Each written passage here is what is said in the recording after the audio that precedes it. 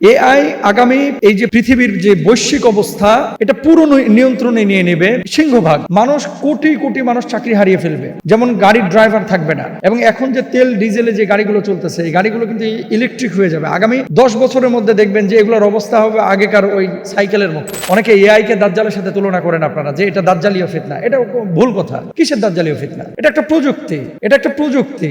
দাজ্জালের সাথে এআই কে কখনো মিলাবেন না। এআই এটা আলাদা জিনিস। আমরা অনেক ক্ষেত্রে দেখি যে বৈশ্বিক বিষয়ে আলেম ওলামা অসচেতন। বিশেষ করে আপনারা নিশ্চয়ই জানেন আগামী 50 বছরের মধ্যে এআই গোটা বিশ্বের আর্থিক অবস্থা এবং বাণিজ্যিক অবস্থা লিডিং পয়েন্টে বড়সড় পরিবর্তন করে ফেলবে। সেক্ষেত্রে মুসলমান হিসেবে আমাদের প্রস্তুতি কতটুকু? আমরা কি সারা জীবন পরিচালিত হয়েই যাব নাকি পরিচালক হব? আমরা কি আরেকজনের অধীনস্থ থেকেই যাব নাকি লিডিং পয়েন্টে আমরা যেতে পারবো? এবং বৈশ্বিক যে পরিবর্তন এটা কি দাজ্জালীয় ফিতনার সাথে সম্পৃক্ত? ভেরি ভেরি ইম্পর্টেন্ট একটা বিষয়। কিন্তু এআই যারা আপনারা বোঝেন এবং বিভিন্ন টুলস সম্পর্কে আপনাদের যাদের আইডিয়া আছে, ডিভাইস সফটওয়্যার সম্পর্কে যাদের আইডিয়া আছে, খালি তো শুনেন, কিন্তু বৈশ্বিকভাবে এটা যে কোন পর্যায়ে চলে গেছে এবং পরবর্তীতে কোন জায়গায় এটা যাবে এটা কিন্তু আপনারা অনেকেই ফিল করছেন না। বিশেষ করে আমাদের মুসলমানরা এক্ষেত্রে কিন্তু অজ্ঞ। জানে কিছু মানুষ, কিন্তু অধিকাংশ মানুষই আমাদের কোনো ধারণাই নাই যে বৈশ্বিকভাবে কি পরিবর্তনটা আগামী 50 বছরের মধ্যে পৃথিবীতে হতে যাচ্ছে। এই যে গার্মেন্টসগুলো দেখতেছেন না, এই গার্মেন্টসের শ্রমিক থাকবে না এবং এগুলো রোবোটিক নিয়ন্ত্রণ হবে পুরোপুরি। আপনি ইউরোপে যান, আমেরিকায় যান, ইংল্যান্ডে যান, দেখেন যে বর্তমানে রেস্তোরাঁয় কিন্তু এই যে চীনেও খাবার সার্ভ করছে কিন্তু রোবট। তারপরে আপনি যখন অ্যাপসের মাধ্যমে খাবার ডেলিভারির জন্য আবেদন করতেছেন, পুরো 1.5 কিলোমিটার 2 কিলোমিটার রোবটই আপনাকে খাবার দিয়ে যাচ্ছে। এখন মুসলিম বিশ্ব এ ব্যাপারে আসলে আমাদের যারা আলেম ওলামা স্কলাররা এটা যে মানে দুই দিকই যে কাজটা হবে, একটা হচ্ছে পজিটিভ আর একটা নেগেটিভ। পজিটিভ দিকগুলো নিয়েও আমরা সচরাচর কথা বলি না, নেগেটিভ দিকগুলো নিয়েও কিন্তু আমরা সচরাচর কথা বলি না। কিন্তু দেখেন ওই যে একটা মানে বাক্য আপনারা নিয়মিত শোনেন যে প্রয়োজনের কারণে অনেক বিষয় কিন্তু অনেক সময় এটা আলোচিত হয় এবং এটা জায়েজ হয়, এটা না জায়েজ হয়, শরিয়ার সাথে যখন সাংঘর্ষিক না হয়। এআই আগামী এই যে পৃথিবীর যে বৈশ্বিক অবস্থা এটা পুরো নিয়ন্ত্রণে নিয়ে নেবে সিংহভাগ মানুষ। কোটি কোটি মানুষ চাকরি হারিয়ে ফেলবে, যেমন গাড়ির ড্রাইভার থাকবে না।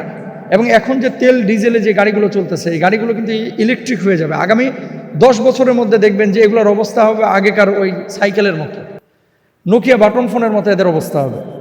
মানে এই যে তেলের গাড়ি, গ্যাসের গাড়ি, এই গাড়িগুলো থেকে মানুষ মুখ ফিরিয়ে নেবে, মানুষ ইলেকট্রিক গাড়ির দিকে চলে যাবে। গাড়িতে ড্রাইভার থাকবে না, তার মানে ড্রাইভাররা কর্মহীন হবে।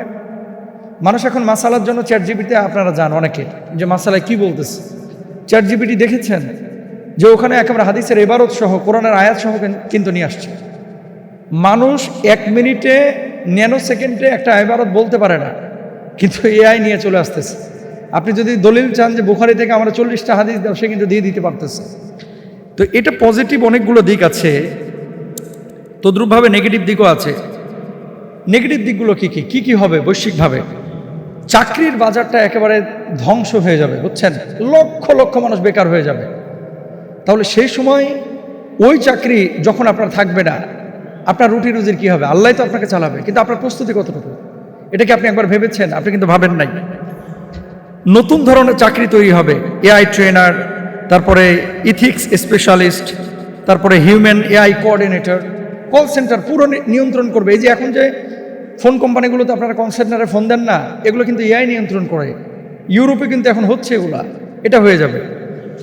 তারপরে দেখেন রোগ নির্ণয়ে অপারেশন করবে ডাক্তার না, অপারেশন করবে রোবট, অপারেশন করবে এআই, অপারেশন করবে বিভিন্ন এই যে ডিভাইস লাগানো আপনার প্রযুক্তি, এরা অপারেশন করে ফেলবে। তারপরে ব্যক্তিগত জিন বিশ্লেষণ করে আপনার কাস্টম ট্রিটমেন্ট এটাও কিন্তু করবে। রোবোটিক সার্জারি এটা ব্যাপকভাবে সারা পৃথিবীতে ছড়িয়ে পড়বে। সে সময় ফতোয়াটা আমাদের কাছে এরকম আসবে, যদি আল্লাহ জীবিত রাখেন, যে হুজুর রোবট দিয়ে পেট সিজার করা জায়েজ নাকি না জায়েজ, এরকম কিন্তু আসবে।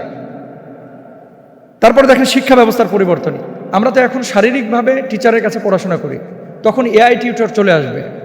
মানে আপনি যখন একটা সাবজেক্ট বুঝতে চাইবেন, এই যে কোচিং সেন্টার এগুলো সব বন্ধ হয়ে যাবে। আপনি একটা সাবজেক্ট যখন বুঝতে চাইবেন, এআই আপনাকে বুঝিয়ে দেবে, এই টুলসগুলো আপনাকে বোঝাবে। অর্থনীতি এবং ক্ষমতার ভারসাম্য। যেসব দেশ, আবারও বলি, যেসব দেশ এরকম এআই এবং বিভিন্ন টুলস প্রযুক্তিতে যারা এগিয়ে থাকবে, এরা বিশ্বকে লিড করবে। আপনারা দেখেছেন চায়না কেন এগিয়ে যাচ্ছে, কিভাবে এগিয়ে যাচ্ছে। ওই যে ইংল্যান্ডে একটা অ্যাপস আছে টিমো, ভাই বিশ্বাস করেন বাথরুমের ব্লেড থেকে নিয়ে একেবারে আপনার মরার কাফন পর্যন্ত, কফিন বক্স পর্যন্ত সব পাওয়া যায়। তো এরা কেন আগাচ্ছে? এরা প্রযুক্তির কারণে আগাচ্ছে। এখন মুসলিম হিসেবে আপনার আমার করণীয় কি? আমরা কোরআন পড়ি, আমরা হাদিস পড়ি, কিন্তু বৈশ্বিক লিডিং পয়েন্টে যেতে হলে বিশ্ব যে গতিতে চলতেছে, প্রযুক্তি এটা আল্লাহ তাআলার পক্ষ থেকে আমাদের জন্য রহমত। ছুরি, আপনি এটা দিয়ে গরুও কাটছেন, এটা দিয়ে মুরগিও কাটছেন, এটা দিয়ে ফল কাটছেন, আবার এটা দিয়ে আপনি মানুষকে মারছেন। মানুষকে যখন আঘাত করছেন ছুরি দিয়ে হারাম, যখন এটা দিয়ে ফল কাটছেন জায়েজ। এআই, এই যে সফটওয়্যার টুলস, এই ধরনের প্রযুক্তিগুলো ভালো কাজে যখন ব্যবহার করবেন আপনার জন্য এটা বৈধ, আর যখন খারাপ কাজে ব্যবহার করবেন এটা আপনার জন্য অবৈধ। গার্মেন্টস, শ্রমিকরা, লক্ষ লক্ষ শ্রমিক, এগুলো বেকার হয়ে যাবে পরবর্তীতে। কারণ কি, মানুষ কাজ করে 8 ঘন্টা 12 ঘন্টা, এর বেশি মানুষ কাজ করতে পারে না, অক্ষম। এআইকে দিয়ে, রোবট দিয়ে আপনি কাজ করাইতে পারবেন একেবারে আনলিমিটেড, 24 ঘন্টা সে কাজ করবে। তো মানুষ তো তখন সেদিকেই ঝুঁকবে। আপনি যখন এই যে মানে গাড়ির বিজনেস করবেন, ড্রাইভার রাখলে 8 ঘন্টা সে ড্রাইভ করতে পারে, এরপরে আর পারে না। কিন্তু যখন আপনি এই যে ড্রাইভারহীন গাড়ি, যেগুলো টেসলা করেছে, এটা যখন করবেন সে কিন্তু 24 ঘন্টা আপনার ড্রাইভ করতে পারবে আপনাকে নিয়ে। এটা হচ্ছে এখন মুসলিম বিশ্বের, এগুলো আলেম ওলামারাও ফিকির করে না। এটা যারা আমাদের বিশ্ববিদ্যালয়গুলোতে পড়ে, বুয়েটে, রুয়েটে, চুয়েটে, তারা গবেষণা করে, থিসিসের বা গবেষণার তাদের জন্য সেই মানে পর্যাপ্ত বাজেটও থাকে না। মুসলিম বিশ্বে ইরান যেভাবে এখন লিড করছে মিডল ইস্টকে, এই লিডিং পয়েন্টে যদি আপনি নিজেকে মেলে ধরতে চান এবং ওই সমস্ত অমুসলিম দেশগুলোকে যদি আপনি টেক্কা দিতে চান, প্রযুক্তির বিকল্প কোরআন হাদিস, তো এটা তো আমাদের হৃদয়ের আধ্যাত্মিকতার বিষয়, আমলের বিষয়। দেখেন, বাতিল যখন বিমান নিয়ে আপনাকে আঘাত করতে আসবে, বিমানের মোকাবেলায় বিমান আপনার রেডি করতে হবে। যখন তরবারি নিয়ে আসবে, তরবারির মোকাবেলায় তরবারি, গুলি নিয়ে আসলে গুলির মোকাবেলায় গুলি। এখন আপনাকে আকাশ থেকে আঘাত করতেছে আর আপনি তরবারি নিয়ে দাঁড়িয়ে আছেন, ঘোড়ার ডিম করবেন, আপনি কি করতে পারবেন? এই জন্য বৈশ্বিকভাবে অনেকে এআইকে দাজ্জালের সাথে তুলনা করেন আপনারা, যে এটা দাজ্জালীয় ফিতনা। এটা ভুল কথা। কিসের দাজ্জালীয় ফিতনা? এটা একটা প্রযুক্তি, এটা একটা প্রযুক্তি। দাজ্জালের সাথে এআইকে কখনো মিলাবেন না। এআই এটা আলাদা জিনিস।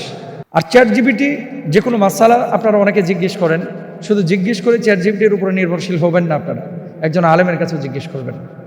এবং বৈশ্বিকভাবে আগামী 50-100 বছর পরে পৃথিবী যে জায়গাটায় যাবে, এখনকার যে জেনারেশন, আমাদের ছোট বাচ্চা, এরা অনেক মেধাবী। এদেরকে ওইভাবে তৈরি করার জন্য আমাদের দেশের পক্ষ থেকে, আমাদের সরকারের পক্ষ থেকে, আমাদের শিক্ষা ব্যবস্থায় ব্যাপক পরিবর্তন দরকার ভাই। সুতরাং নিজে খাবো, পরবো, ঘুমাবো, ধানাবাদ করবো, চাষাবাদ করবো, মরে যাব, এটার নাম জীবন না। আল্লাহর জমিনে আল্লাহ দিন কায়েমের জন্য এই প্রযুক্তি সম্পর্ক মুসলমানদের ধ্যান জ্ঞান এটা থাকা জরুরি। একসময় মুসলমানরা বৈশ্বিকভাবে এগুলো লিডিং পয়েন্টে ছিল, তারা লিড করেছে, কিন্তু আজকে তারা আর লিড করতে পারতেছে না। এটা আমাদের মানে অদূরদর্শিতা। আল্লাহ তাআলা আমাদেরকে বোঝার তৌফিক দান করুন, আমিন।